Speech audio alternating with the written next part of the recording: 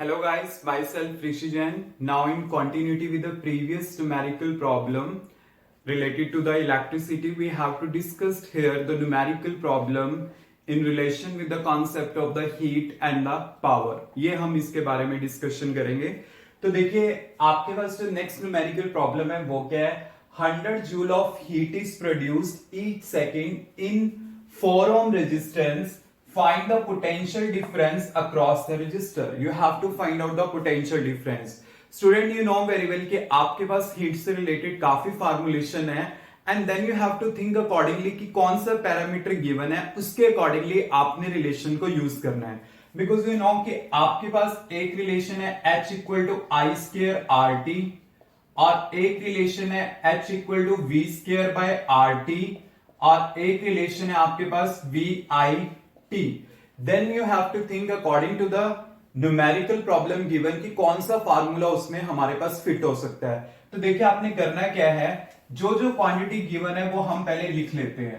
100 joule of heat given है means H कितना है 100 joule of heat is produced each second means timing आपके पास given है 1 second in 4 ohm resistance means resistance आपके पास given है 4 ohm and you have to find out the potential difference means V आपने find out करना है.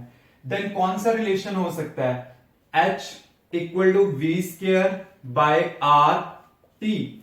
तो V square मेरे पास क्या आ गया H R by T. So V क्या आएगा under the root H R by T.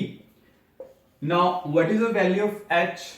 100, R is 4, time is 1. You will get under the root 400 और under the root 400 क्या होगा 20 वोल्ट आएगा. तो मींस अगर मैंने वोल्टेज फाइंड आउट करनी है तो मैंने जो सिंपल क्या किया कि वही रिलेशन यूज किया जो उन पैरामीटर को कनेक्ट करता है. तो आपके पास क्या आ गया, तो वी स्क्वायर क्या आएगा एच आर बाई टी. तो वी क्या आ जाएगा under the root of this H is 100, R is 4, so this is 400 under the root और इसको सॉल्व करके क्या आएगा 20 वोल्ट. तो ये मेरे पास क्या आ जाएगा potential. Just you have to think कि कौन सा formula according to the relation fit हो सकता है. Clear students, any doubt? Now student next numerical problem is an electric bulb is connected to a 220 volt generator. The current is 0.50 ampere. What is the power of the bulb? We have to find out the power. Student देखिए एक simple सी चीज है, कौन सा relation कब use करना है ये आपको पता होना चाहिए. जैसे मैंने हीट का बताया वैसे ही मेरे पास पावर के केस में भी होते हैं. पावर का होता है आई स्क्र आर भी होता है, पावर का मेरे पास वी स्क्र बाय आर भी होता है और एक पावर का मेरे पास वी आई भी होता है. You have to think accordingly कि कौन सा रिलेशन उसमें सूट करता है and then you have to fit the relations. Clear? अब देखिए यहां पे मेरे पास according to the numerical problem voltage given है मेरे पास 220 वोल्ट और करंट यहां पे गिवन है मेरे पास 0.50 ampere and we have to find out the power. तो ऐसा कौन सा रिलेशन है जो इन पैरामीटर को कनेक्ट कर रहा है V I और P को. V I इक्वल टू क्या है यहाँ पे P होता है. तो ये वाला रिलेशन मैं यूज कर सकता हूं. तो P इक्वल टू क्या होगा V I. तो V क्या है आपके पास 220 और I कितना है 0.50 एम्पियर. तो इसको आप ऐसे लिख सकते हो 50 बाय 100. तो ये कितना आ जाएगा 2 और ये यहां से कैंसिल होके कितना आ जाएगा 110. तो पावर कितनी आ जाएगी मेरे पास 110 वॉट. इतनी पावर आ जाएगी. करना कुछ नहीं था, जस्ट V और I गिवन था, मैंने पुट किया और P आपके पास क्या आ जाएगा V into I.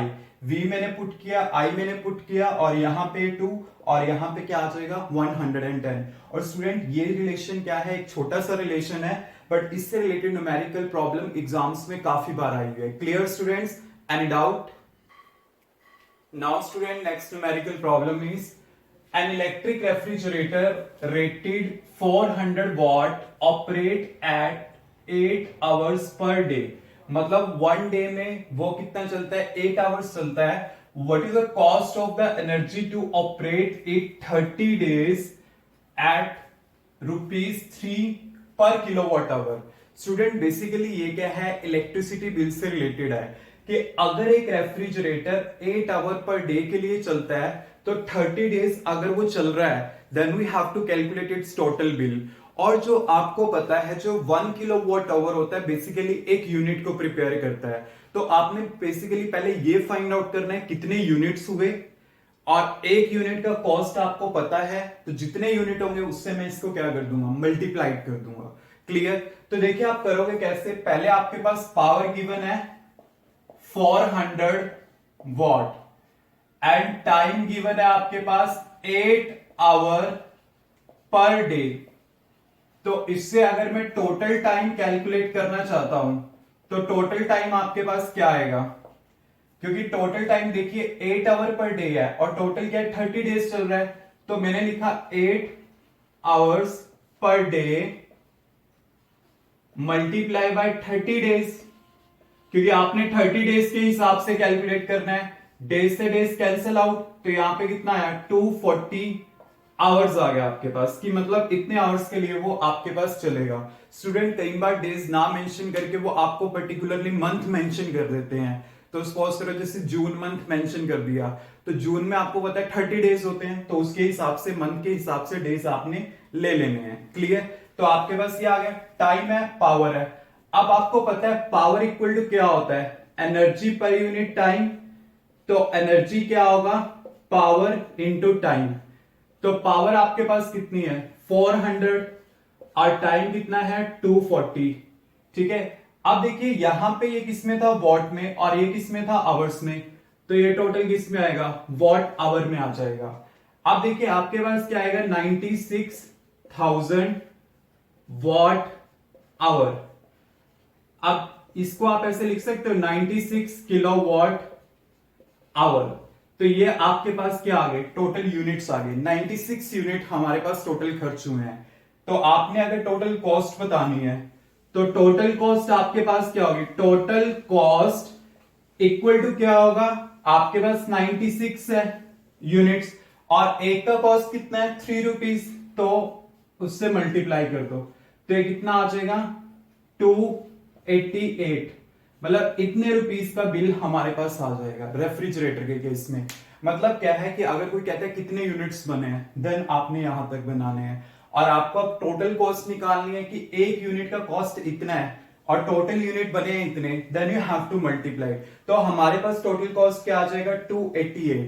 Clear students? Any doubt? मतलब इससे रिलेटेड जो है हमारे पास कॉस्ट से रिलेटेड न्यूमेरिकल वो काफी बार एग्जाम में आए हुए हैं 5 मार्क्स में, so you have to do them carefully.